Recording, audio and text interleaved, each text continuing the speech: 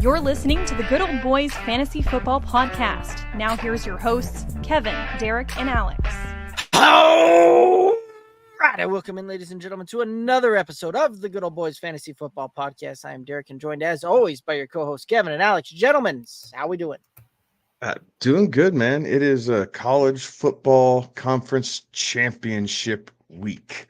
So as much as I love the NFL, I love this week in college football way more.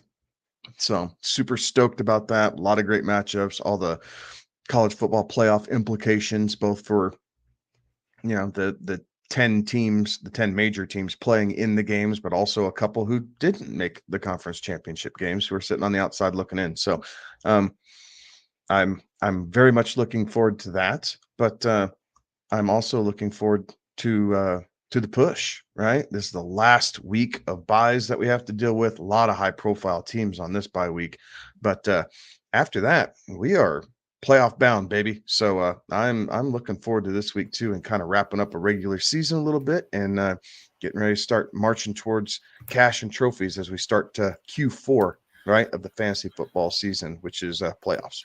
Yeah, this really stinks. And I wonder if the NFL is going to address this, because fantasy is such a large portion of what they do that, like, to have buys this late in the season is really, really tough. So I wonder if there might be some pressure from some people to maybe try and avoid week 13 buys, because it is tough. Buffalo's on a bye this week. Like, if you've got Josh Allen, you're scrambling. And if you're in a playoff push, and likely with Josh Allen, you've had an up and down year, like you kind of need this week. So it's going to be a very interesting one. There's a couple things that I wanted to bring up, and we'll get into like some news and notes and stuff. But this past week got off to a very inauspicious start, right? With the Packers not only covering, outright winning, as they were 8.5-point dogs. But then after that, after we kind of stumbled out of the gates there, I think it was 12 games the favorites covered, which is remarkable. I think that tied a record in the Super Bowl era of how many favorites covered. So it was a good week for the favorites. And it would have been 13 had the Minnesota Vikings remembered that they were playing a football game on Monday night against Chicago, and just covered the 3 that they were getting, 3.5, I think they were getting. Instead, they lost. But good week for the favorites. Good week for not the house, as it were. And then there's just a couple other weird injury things and coach firings that I'm not all that certain about. I don't understand how anybody takes the Carolina Panthers job after the short leash that Frank Reich was given. When you draft a quarterback that high, and the reason that you are able to draft a quarterback that high is because you've given away a good receiver. You've taken away weapons for that quarterback. What do you think is going to happen? Honestly. Oh, and don't forget the fact that you also traded away a first-round pick last year that you could have added, additional pieces for him, and what's going to likely be the number 1 overall pick this year. Right. So how do you justify it? I know that somebody will take it because there's only 32 of those jobs, right? Somebody will take the job as the next Carolina Panthers head coach. But man, how much are you going to think twice about it if you're one of these coaches? Typically when an NFL owner says, yeah, we want to make you the head coach, there's only 2 ways that job ends. And more often than not, it's not going to be on your terms. But holy cow, to not even let the guy finish this season out And I don't think it was his fault. I've got a soft spot for Frank Reich. I don't think it was his fault that the Panthers were one and forever. No, Dave Tepper is showing that he's already going to be a meddling owner who doesn't really understand football, right? Like he may not have some of the outright negative characteristics of of the Davis family or what the Washington Commanders just got done dealing with, or the meddling of the Jones, right? Yeah. For a long time, like some of that, but he's already shown like he's going to be a meddling owner, like, so that I get it. There's only 32 of those jobs and they're hard to turn down, but I don't know that I am jumping to leave the coordinator ranks to take on a rebuilding project where Frank Reich was given 3/4 of a season and, given the boot. Like, and I'm with you. Like, what do you expect to happen? Like, there's no offensive weapons to speak of in Carolina. The defensive line continues to get absolutely gashed. They don't have draft picks because they gave it all up. What do you think is going to happen there in Carolina? Like, it's going to be bad for a long time. Right. Yeah. Yeah, very interesting to see how that one kind of all came to play there. Not only did Frank Reich get the boot, several assistant coaches got to follow him out the door there as well. I did enjoy some of the rumblings and the rumors, the rumor mill, a buzz type of thing that there were some reports that came out afterwards, but that maybe the trade up wasn't,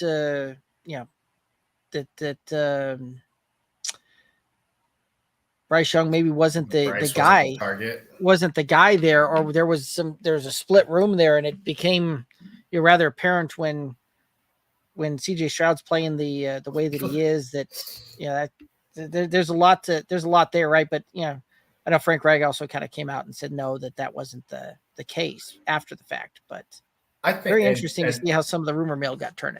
Yeah, and Tepper said that today too. He had a press conference. So he said, "Look, Bryce Young was always our guy. It was always going to be Bryce Young."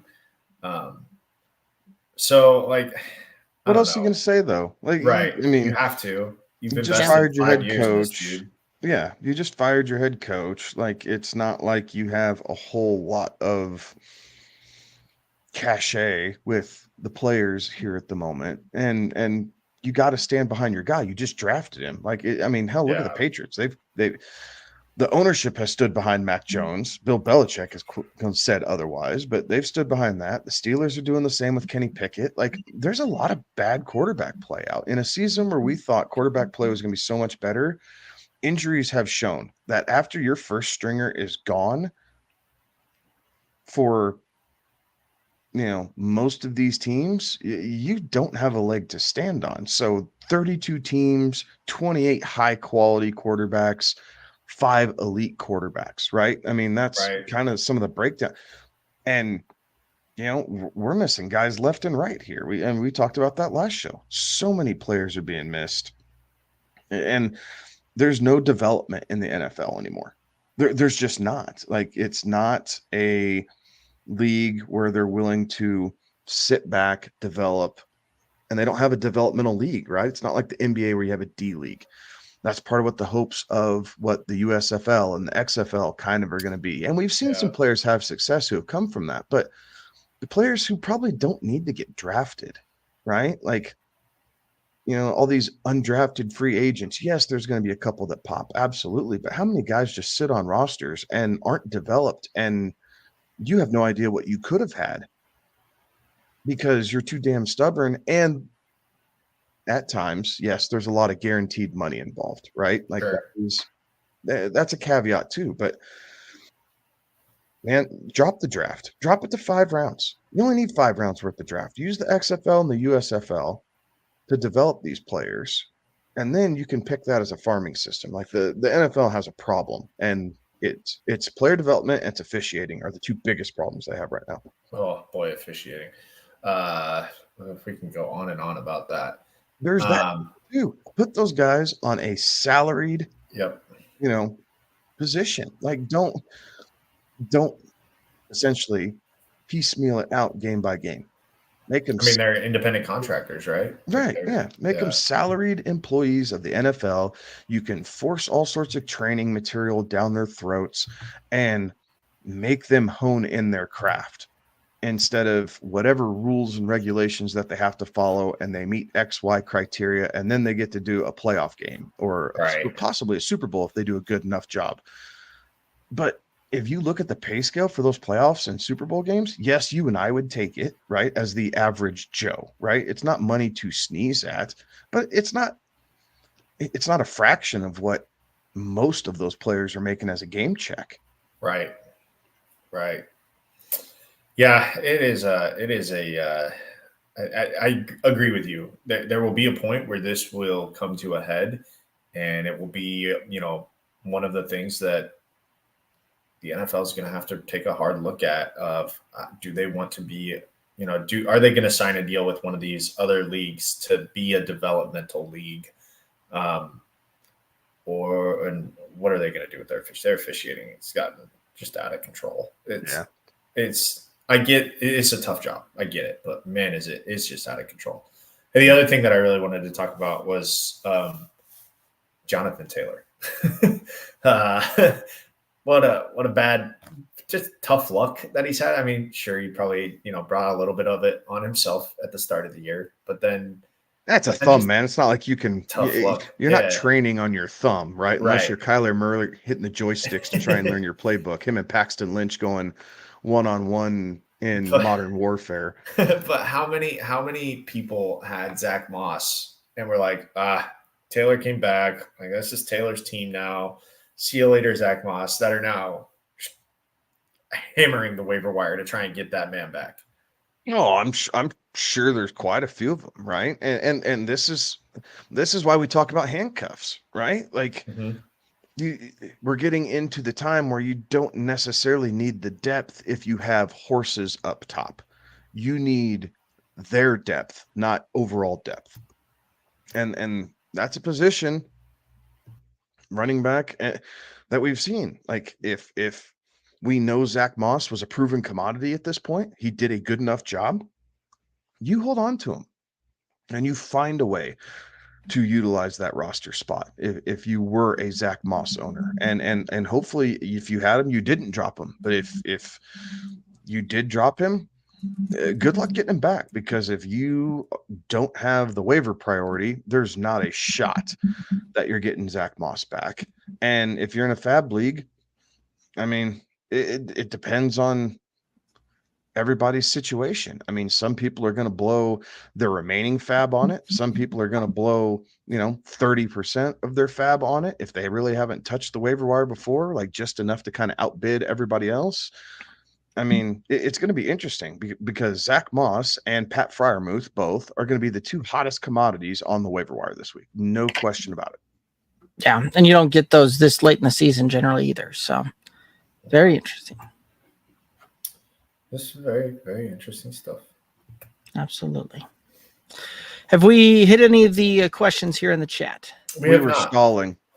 All right. Appreciate it. I had a situation needed to take care of. So thank you very much there. Long open today. Sorry, guys. All righty. Let's go ahead and let's get into some of these questions. I know Terrence has been waiting a little bit here for some answers. So let's hit it up here. Terrence over on the YouTube got the win last week. Absolutely great job. Need two more big wins this week and next week, trying to maximize my points as well. Thinking about going Stroud over Lawrence, Kyron Williams and Hall over Achane, Najee Harris, and Ford. Kupp and Wilson were wide receivers. Ferguson a tight end at the flex for the toss, or it's a toss at the flex right now. I want to go Achane, Harris over Ford, Higgins, Cooper, and Pickens. Ravens got a bye. He won with Miami's defense. Going up against Hal this week, thinking would stream again or roll out the Bucks with a good matchup. Falcon, Rams, Chargers out there as well. So kind of a fair bit to unpack here, but I would stick with the CJ Stroud over Lawrence at this point, right? Like just he's balling out. He's doing big things there. Like Lawrence has got the name power. The Jags have been okay, but Stroud's just balling out. Kyron Williams, I think you got to ride that hot hand there, and Hall certainly should do some good things there. Any thoughts as far as kind of maximizing this roster? I would pivot to Lawrence this week, right? Okay. And the Broncos have really done a number on quarterbacks here the last few weeks during this win streak, right? And I get it. It's Josh Dobbs and the Browns meddling of quarterbacks here the last 2 weeks, but Josh Allen had a okay game. But if not for the rushing touchdown, Josh Allen's game was rather pedestrian against the Broncos, right? He did not throw for a ton of yards. They shut down Patrick Mahomes twice. Like they're just on a heater. This defense has a completely different identity right now than what they had earlier on in the season, and they're feeling it, right? They're feeling themselves. They're creating turnovers. Their offense is moving the ball well enough, getting key first downs to make sure the defense gets enough rest. But this team's fully bought in, and I'm still not convinced that they're a playoff team just yet. But when a team is playing with an edge like the Broncos are right now, and if you were going for must-win weeks, I'm not going up against the defense on a heater, right? And being able to pivot to a Trevor Lawrence is a great pivot this week, in my opinion. Not that Stroud may get there, but I think you're going to have a lot easier time just thinking through the game of how Lawrence gets to his projected total or higher than how Stroud beats his, because Stroud isn't necessarily a scrambler. He can, but he doesn't do that by trade, right? He wants to sit back in the pocket and let her rip. The Broncos secondary, I think they might have a couple problems with Tank Dell, but I don't know that that's going to be enough to make CJ Stroud elevate. So you're hoping for an amazing Dalton Schultz week, which is entirely possible, and one of the three receivers to be really, really, really good. The problem is the pass rush for the Broncos has been getting home, and they haven't been giving guys a whole lot of chance to be really, really, really good. So I would take the opposite approach for the quarterback position. Now, Kyron and Hall, I'm all for that. I don't have any issue with that. And Cup, Wilson, yeah. I'm not playing Higgins. No. Flex, A-Chain or Harris. If A-Chain's healthy, yeah, you want to play him. Re-aggravating this knee injury and then sitting out last week does worry me a little bit. Yes, I know it's Washington, but the thing with Washington is they're not going to need Devon A-Chain. Right. They're just not going to need him. They can win that game without him. There's no question about it. Najee, 99 yards and a touchdown last week. He's put in 3 straight weeks of very solid performances, right? They're trying to revamp this offense. They're trying to get a little bit of a swag about him heading into a playoff push, which they're still right front and center there for a wild card spot. So it might be a little uglier. You know, he's not going to have the 70-yard breakaway that Achane could have, but I also believe that he hasn't had the injury history this year where you're going to see 3 snaps and then he's out of game, like what happened with us 2 weeks ago with Achane. So if that's where you're at for the flex, I would lean Harris because of the guaranteed, and then I would probably go Ford.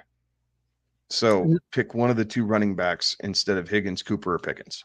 Right. Najee also up against the Cardinals this week. So plus matchup there as well, right? We just saw what Kyron Williams exploded on the Cardinals there as well. So I kind of like that move. So Alex, any differing opinion? Any other thoughts? No, I think Derek, your initial instinct to play Stroud is right. Just not this week. I like Kevin was saying, this Denver defense is not the Denver defense that gave up 70 to Miami. Like they are playing well now. Right. So I think having Trevor Lawrence on Monday night. I mean, both of these are away game, or the Jaguars at home. The Texans are also at home. I just think that the Texans Broncos game is going to be a bit lower scoring. So I would lean towards Lawrence this week. Just this week. I think every other week you're right to play Stroud over Lawrence. Fair enough. Alrighty. And then the Ravens are on the bye, won with Miami's defense last week. Shout out Miami's defense. They were killer last week. Right. He's going up against Hal this week, thinking, stream again or roll out the Bucks on a good matchup. The Falcons, Rams, Chargers out there as well. Stream a defense. Which way you like? I'm sticking with Miami. Yeah, they've got Washington. Go ahead. Fair enough. Alrighty. And if Joe Flacco plays, thinks the Jets could upset the Falcons or at least score more points. Yeah. I mean, more than Zach Wilson. Yeah, sure. It's still a really bad offensive line, right? Like it just is. And Flacco is a statue, an absolute statue. Like there is no moving around to get away from the sack. So yes, arm talent wise and experience, Flacco could be able to help out with that. But at the same time, if that pass rush blows through the guards like it has all season long, Flacco's going to end up on his back 8 times this game. And you're going to be in the exact same situation. He's going to, not get gun shy. That's never his MO, but he will just start tossing it up. So you'll just have more interceptions. Right. There's also the problem too that Joe Flacco, remember, serves rights on the Browns right now, not the Jets. So, like Terrence, I know there's a lot of debate right now because DTR is in the concussion protocol, all of that kind of stuff. So, okay, you just brought this up with him being in concussion protocol. Was that a flag? Did you guys see the play? I missed it. I don't think I saw it. Yeah. No, that's unfortunate. That was not a flag. That was not a flag. He fell back and he rattled his head on the ground, but contact was made to his chest and his shoulder pad, and he went flying back like a rag doll. It was a lick, but it was a clean lick. Like, oh my gosh. And they flagged him for it. It goes back to what I was talking about earlier. NFL has an officiating problem. That was a BS call. They do. And add to it on Monday night on national television, the guy who gets his face mask ripped off his helmet is the guy who ends up with a 15-yard penalty. Like, what are we doing? Mm-hmm. I like it. Terrence also asking, is Fournette still worth a roster stash spot at this point? Already rostering Ford, Hall, Williams, Harris, and Achane. It's pretty much more about playing keep away in case he does pan out during the playoff time. No, I don't think so. Like at this point, the new coordinator, Joe Brady, seems to actually be doing what Kevin's been saying all season long. Put the ball in James Cook's hand and let him run if they're going to run. So I don't know that Fournette's going to see much on that. Concur. I think it's we've seen it now. They're still playing Lat Murray. The offense did look better against Philly, right? Yes, they lost the game, but the offense did look better. And Fournette was nowhere to be seen. So I think you are safe to move on. Alrighty. So as Gigi saying, sup fellas, would you roll with Baltimore's defense through the playoffs? They're on bye this week, but it clinched first place in the league. So might not just play a defense this week if they're worth holding for the playoffs. Defense is available. Atlanta, the Rams, and Houston. Honestly, if you've locked it up and there's no penalty for not filling that starting roster spot, you keep Baltimore and you just run with it, man. Right. And this is one of those that we've seen this week in, week out, with Baltimore having going up what should be a really tough matchup on paper and all of that, and they come through with just great performances week in, week out. So even with it being a tough playoff matchup spot for him, I'd still roll him, especially if those are your only other options. Yeah, they've been really, really stellar. And I mean, we could go into it, but man, the Chargers just something wrong there. I don't know how anybody on the Chargers coaching staff keeps their job after this year. It's wild to me. But yeah, Baltimore's rest of season, their rest of season is pretty difficult with the Rams, the Jags, the Niners, the Dolphins, and the Steelers if you happen to be playing the last week there. But I mean, they've proven time and time again that it doesn't matter who they're playing. They're going to shut down the opposing offense. So if there's no penalty, I kind of like the idea of just don't play a defense this week and look ahead to the future. Yeah, I think you're good. Absolutely. So Terrence's saying that he agrees. He was at the Texans game on Sunday. Maybe he's good, but I noticed a slight limp. The offense looks different without Noah Brown, just like the Jags look better with Jones back plus for Ridley. Yeah. And he's going to stick with Miami, he says. Terry's in the chat, says he got beat 190 to 215. Middle finger fantasy. Sometimes it happens, Terry. Yeah. Sometimes you catch a bad beat. And then Terrence says he's going to wait on the injury report, see if Browns miss another game. Surtain may shadow Collins. He might. Surtain, I don't think Surtain will shadow. No. I think he'll stay on his side of the field. And Terry asking, start Goff versus New Orleans or Love against Kansas City? Jared Goff, I have him in my work league. He has been very, very beneficial to me. And I don't know. I know the scoring that I have in my work league is a little off, but Jared Goff, and Derek, correct me here, or if you wouldn't mind looking it up where he's at right now. He has been very good this year in terms of his fantasy performance. He's got to be in the easily in the top 10. Probably solidly, I would say, in that top 5 range. No. No? Just a simple no on that one. No, he's right, fair. QB 13 on the year. Really? And he's very much the Jared Goff that we've come to expect, right? He has really good home games, has really bad away games on this one. The fact that it's in New Orleans doesn't necessarily give me the warm and fuzzies on that one. But Kansas City's been legit for defense. And Love hasn't been all that great, right? Yeah, Love has blow-up games, and it all comes down to how many touchdowns Love throws, right? Like, if Love's going to put up 3 touchdowns on the week, you're good for fantasy. If he's not going to put up 3 touchdowns on the week, he's a middle RB or middle QB2.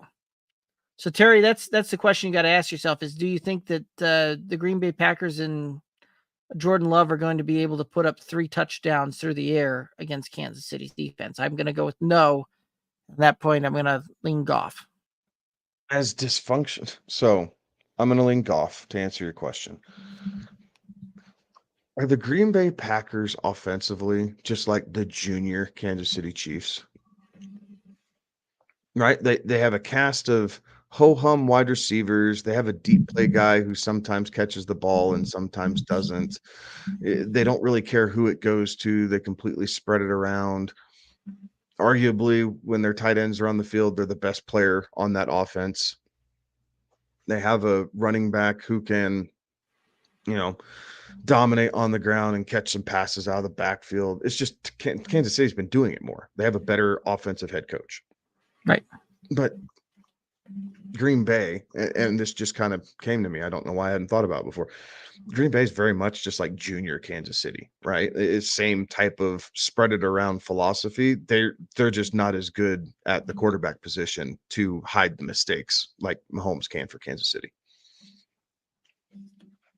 Yeah. You started going through that, and I think I've got to agree with you on that one. Like it's been a roller coaster type of thing. Dobbs is Rashee Rice, and Watkins and Valdez Scantling are the same guy, and then The only difference is you have the rookie who Jaden Reed. Yeah, you have Reed, who's been much more useful than Sky Moore. But Right. Travis Kelce's way better than what the Packers have on tight end. Right? It is.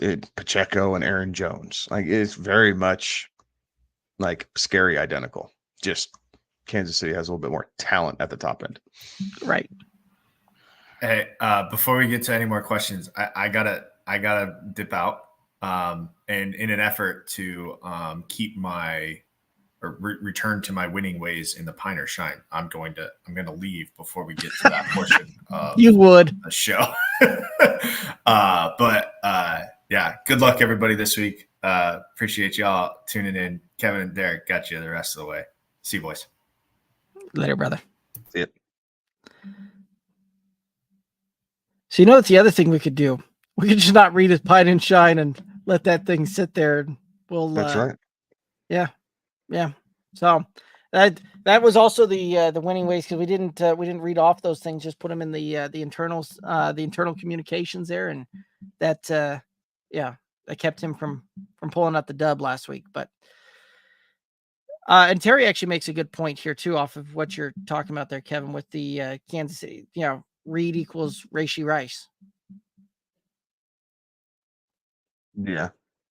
Probably a little bit more of a comparison than the Sky Moore deal, because Jaden Reed's been producing better. But, yeah, that's true. Very true. So, yeah, I like it. I could certainly get down on what you're saying there. Terry asking the question: if Olave's out, would you start Puka versus Cleveland, Tank Dell versus Denver, or Devonta Smith against the Niners? Terry always with the hard questions, man. It's always got. I think I'd go Smith against the Niners. His stat breakup when there's no Dallas Goedert compared to when Goddard is on the field is crazy, the splits there. So, and he's had back-to-back good games.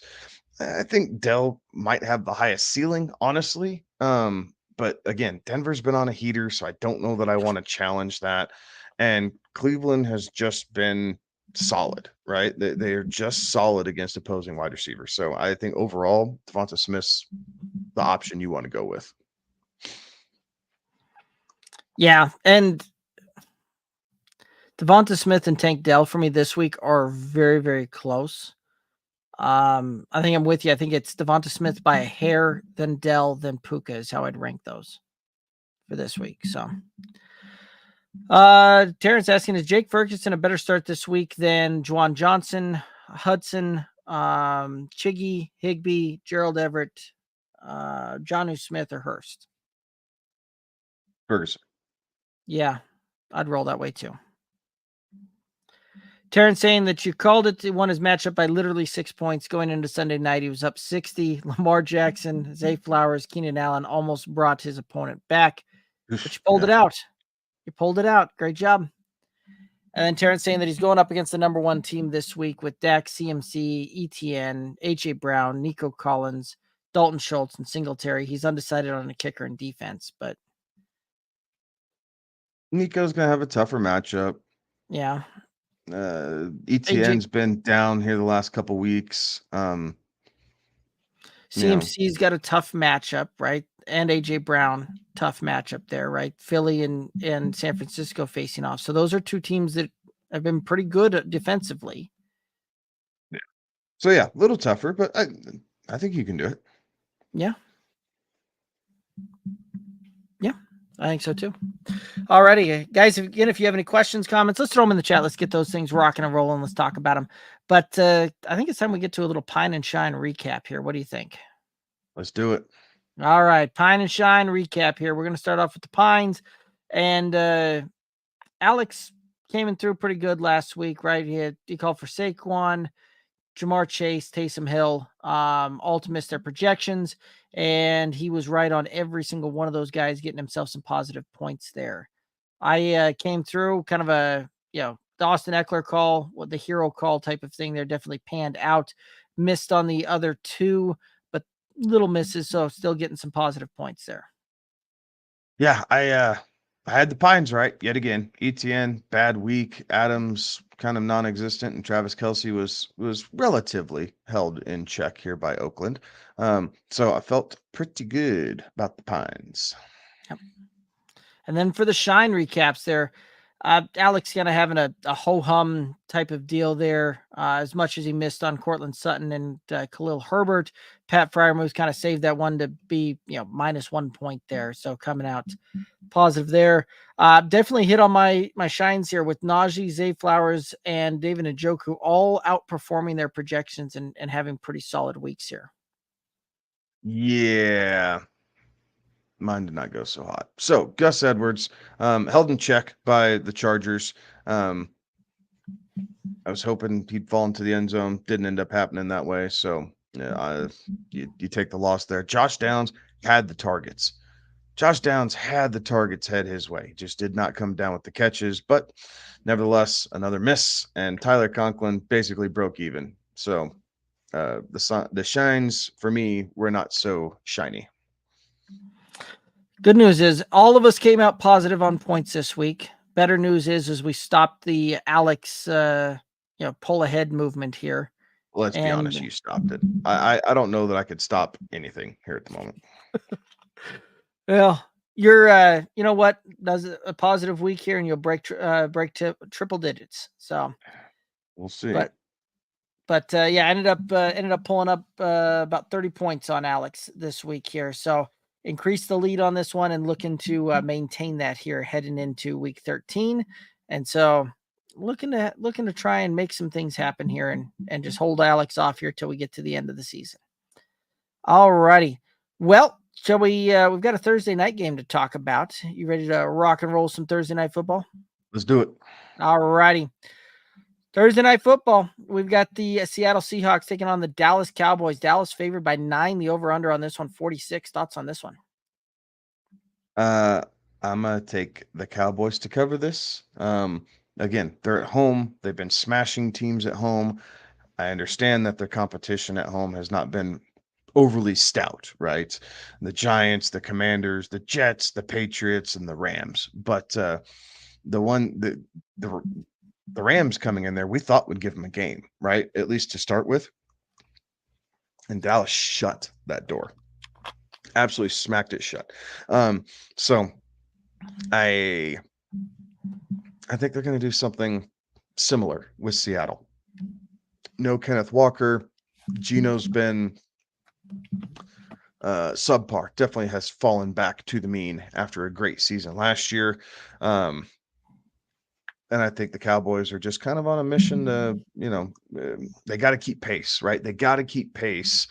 Otherwise, there's no shot at winning the division. So this is a game that they have to have, and I think we're going to see the growth of this team. This defense will show up big time, and the Cowboys are going to win, cover the 9 points, and I'm going to take the over. So I do think that Seattle is going to be able to put a scoring drive or two together, but I think the Dallas Cowboys are going to do the rest, and I wouldn't be surprised if we see another defensive touchdown out of them. Fair enough. Alex is kind of right there with you. Think the Dallas covers the 9.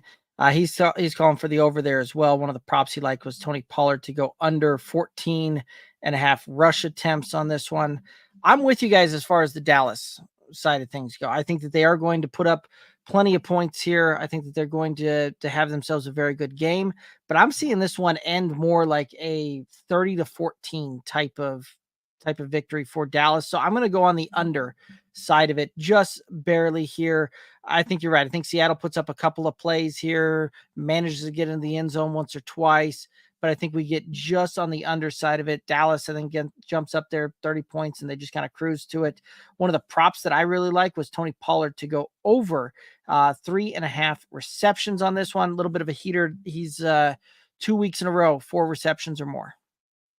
Very good. I am going to take Brandon Cooks over 37.5 receiving yards. I've been pretty stinking impressed with how he's been playing here lately and how Dak's been able to find him. So I think that continues. I like it. All righty. And again, guys, if you have any questions, thoughts, anything like that, let's throw them in the chat. Let's go ahead and talk about those things. And yeah, we were just talking about the pine and shine. Let's go ahead and move on into some pine and some shine here for week 13. and the pines, the shines here. And you know what? We'll go through it without much of the analysis for Alex here, but he's going for Tony Pollard to be his running back pine. Just not expecting a good game out of Tony Pollard. Right on. I'm going to say Travis Etienne. He's coming in ranked at RB2 for the week. I just don't think he gets there. 14.9 points. He's just been on a bit of a slump, right? As Trevor Lawrence and the passing offense has gotten going here a little bit, we've seen Etienne take a step back as he hasn't had to carry the load. I think we're going to see a little bit more of this again, and Etienne falls short of projection. Fair enough. I'm going to go with Bijan Robinson here. I get that Bijan's been on a heater the last 2 weeks, and as much as I want to, ride that train and hope that it continues here, they are playing the Jets. The Jets have been pretty good defensively over the course of the season, and quite frankly, I just can't trust Arthur Smith to run that many weeks in a row. Of making good fantasy decisions for our community out there. So I think that we see Bijan, descend a little bit here this last week. Alex is calling for Brandon Ayuk to have a down week this week. I'm going with Keenan Allen, wide receiver 4 on the week, projected at 16.2. The Chargers offense just has not looked very good here lately. They are not being able to sustain drives, and when they are, it's not been entirely flashy. Now, this is one of those boom bust projections, right? Like, this is kind of my make it or break it call of the week here, because I could see the opposite side. If Keenan Allen's able to fall into the end zone, I think there's no way he doesn't get to this 16.2 points. But I'm going to say that Allen falls short this week. Fair enough. I'm calling for Mike Evans to be my pine this week. He's currently the wide receiver 6, projected to do about 12.8 points this week. Coming off a very good week this past week. But they are going up against Carolina. Carolina, second hardest or second fewest fantasy points given up to opposing wide receivers this year. And a lot of that has to do with the fact that everybody seems to be able just to run the ball on Carolina. And I think that we see a very good Rachaad White day. I don't think we see a very good Chris Godwin or Mike Evans day on this one. So I think that he's going to miss that projection. And let's go ahead and head into the tight ends. Alex is calling for Dalton Schultz to miss his projections. Oh, Dalton Schultz. This is funny because once we get down to my shines. Yep. Anyway, we're gonna have a little competition here between Alex and I. Anyway, I'm gonna say George Kittle falls a bit short. So the Philadelphia Eagles have been better against tight ends the last few weeks since the trade deadline than they were previous. So part of it was because of a couple acquisitions that they made. It's really helped with some of their tight end coverage. And Kittle can kind of be a boom bust play at tight end in general. I think they're going to try and limit the pass rush, and they're going to try and do it with other players. So Kittle's going to be in line a little bit more, limit some of those opportunities, if you will. So I think Kittle is not going to hit the tight end 2 projection of 10.6 points. Fair enough. I'm going to take Trey McBride to miss his projections here. He's currently the tight end 4 on the week, projected to do about 9 points. He had 3 weeks ago, massive week, finished tight end number 3 since then, tight end 15, tight end 11 on this one. And he's been getting good volume, things like that. But if he's not getting into the end zone, he's just not finding a way to get the points there on this one. And Pittsburgh has been very tough against opposing tight ends, 6 fewest points given up to opposing tight ends this season. So Trey McBride's a guy that I think is going to miss his projections here at the tight end for week 13. Real quick, let's hit up this question in the chat, and then we'll get into the shines for week 13. Ajiji asking, is Aaron Jones worth picking up to play, keep away, or is it better to let an opponent deal with him? I don't think I'd ever trust starting him and have to drop Taysom or Goddard to add him.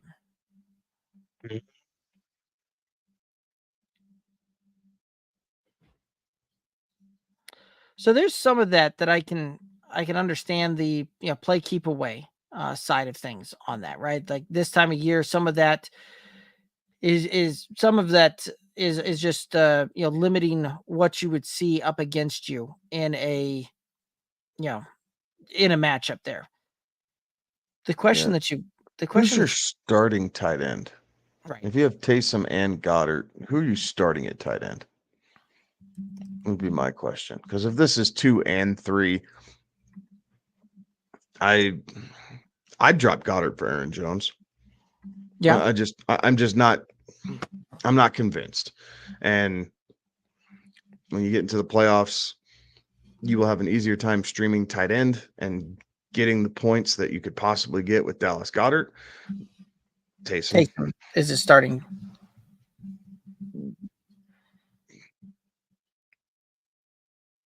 Somebody to pick up Freiermuth off the waiver in that league as Gigi.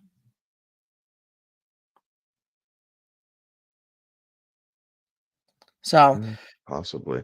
I think I'd grab Aaron Jones. I think I would too. Like it's a little uncomfortable. You still have the upside of Taysom, so you're there. His floor is not as high as Goddard necessarily, but they do get Taysom the ball in a lot of different ways, right? He'll catch, he'll run, and he can pass. Like I mean, it's kind of the beauty of Taysom Hill. So I think I'd roll with Taysom, drop Goddard, and grab Aaron Jones. Fair enough. And then Gorilla Kid on YouTube is asking, hold Noah Brown or drop for Christian Watson or Zach Moss? I would drop him for Zach Moss. I don't know that I'd drop him for Christian Watson. Yeah, I'd drop Brown for Zach Moss, especially if you're fighting for a playoff spot. Yep. And Gigi's saying cool. All righty, let's go ahead and get into the shines here for week 13. And again, guys, if you have questions, thoughts, let's throw them in the chat. Let's go ahead and talk about those things. All right, week 13 shines, guys, that we think are going to outperform their projections. Alex is calling for Devin Singletary to have a good week here. I am saying Zach Moss is, excuse me, is on my shine list. Currently running back 26. Obviously, that will change after the news today. But nevertheless, I'm taking him now because I could lock him in there. So projected total of 11.9. Yes, it is a little bit tougher matchup against Tennessee, but we've seen Moss when he went up against Tennessee the first time this year, I believe it was, had a really good game. So I think he clears this. Yeah, I like that call a lot. I'm going to take Najee Harris, who's been on a heater the last few weeks. 3 of the last 4 weeks has been RB1 territory. And this is one that he just seems very, very low ranked here, right?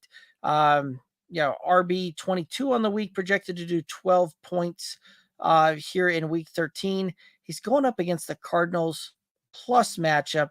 Cardinals give up the second most fantasy points to opposing running backs out there. We just saw what the Cardinals couldn't do with Kyron Williams on this one. So I think that Najee is in store for another big game.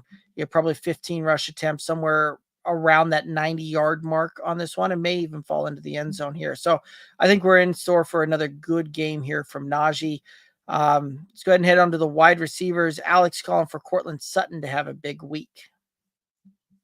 I am going to say Greg Dortch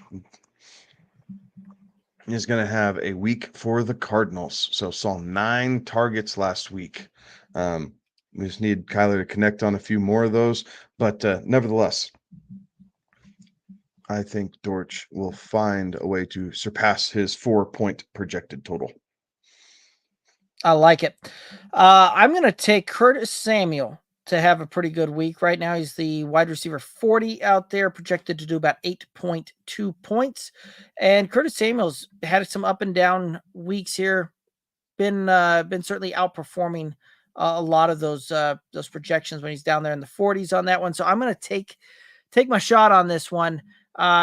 You're playing up against Miami. Miami gives up the 8th most points to opposing fantasy wide receivers here. So I think he has a pretty darn good game.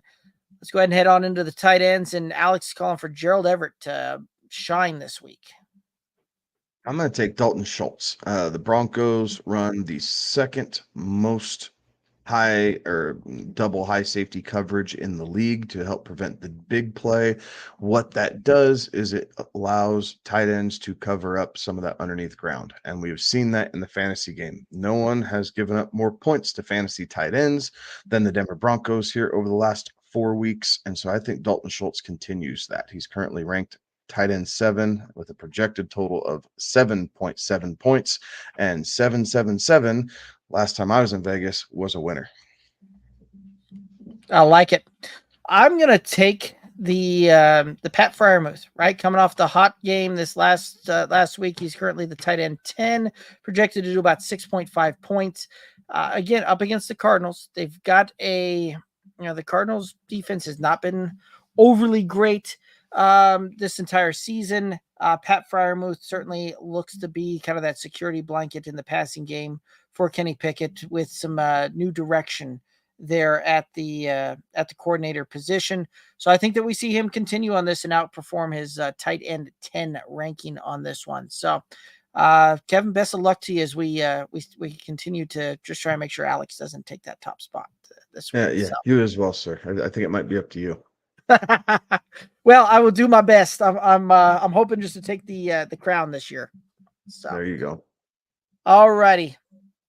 Gorilla Kid, I have the Browns defense. They've been stout, but Garrett may not play, and they've not been the best of late.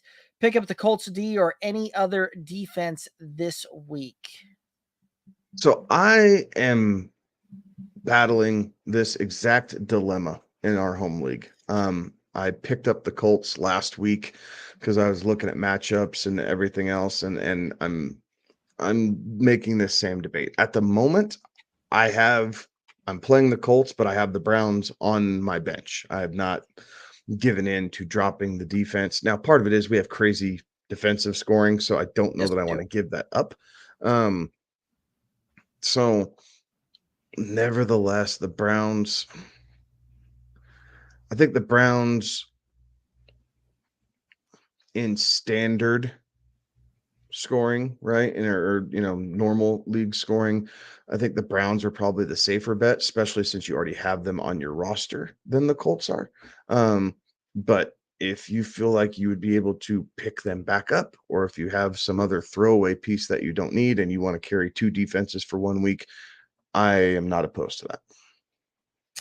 Yeah, I get it, right? It's been tough lately with the Browns defense, but I think I'd still roll with that one. I think that they're still a top 5 defense this week. Whereas the Colts, I think the Colts may struggle to get into like a top 10 defense on the week here. I think I probably see them as going through rankings, probably 13, 14, maybe, probably 12 through 14 right now in early season or early week rankings here. So between the two, I would play the Browns here. Ajiji saying, since you mentioned the Chargers offense, how concerned would you be in a week first round of playoffs with Herbert and Allen on the road Thursday night versus Las Vegas? Not much I can do outside of playing Kyler versus the Niners. LOL. I think I feel okay with that. I mean, yes, the Raiders have been playing with a little bit more pizzazz, but the difference between what they were able to do with the Chiefs for a little while and what the Chargers offer is the Chargers have a true dominant number 1 receiver in Keenan Allen. Yes. The Chiefs are just going to kind of spread it around. So while you would think that the Chiefs would be able to offer up some extra success because you're not keying in on one guy, it is difficult because Rashee Rice is trying to emerge, and he started to against the Raiders last week, had himself a really good game. I think Keenan Allen can do that, or even more so. So I don't know that I'm scared of that matchup at all. Right. I mean, And if you've got to pivot to playing Kyler, even going up against the Niners, like Kyler's been good since he's come back, right? Like he's putting up QB1 finishes week in, week out. Now, a lot of that has come against the likes of Atlanta, Houston, and the Rams, but every one of those teams has been decent, at least when it comes to holding opposing fantasy quarterbacks to points, and Kyler's still putting up points there. So if you had to pivot off of Herbert and go Kyler, like that's not that bad of a matchup there, is what I'm trying to say. So Terry saying that his shines of the week are Purdy, Warren, Hill, Henry, and Atlanta's defense and special teams. Terry's going for extra credit there with quarterbacks and defense special teams. So I like it. There you go. So crazy thing is Terry and I've got the Pittsburgh run game there, and both of them very well could outperform their projections there. I like Pocket in spades. Exactly. All righty. If we've got any other thoughts, questions out there, let's make sure that we throw those in the chat and get those things rocking and rolling. And if not, I think we may call this thing a night here. While we're waiting, any final thoughts out there for the viewers and listeners? Good luck, right? As we get this final march going on, these next week or two, depending on how things are set up in your leagues, are extremely important. So, good luck to you as always. If you have any questions, feel free to hit us up. We'll get back to you just as soon as we can, but we appreciate everybody tuning in. Thanks. Absolutely. I'm not seeing any questions come in here, so we're going to call that a night. Again, like Kevin just said, if you got any questions between now and when we go live on Friday night, hit us up in the socials, Twitter, Instagram, Facebook, TikTok, all the places at Good Old Boys FF. Do us a favor, head over to YouTube, click the subscribe button, ring that bell, get all those notifications going on that one. But that's going to do it for us. He's Kevin. I'm Derek. I'm sure we'll see Alex back again next Friday or next Tuesday. He had the early night tonight here. So everybody out there, best of luck with your matchups. We'll see you again when we go live Friday. Have a good one. Be safe.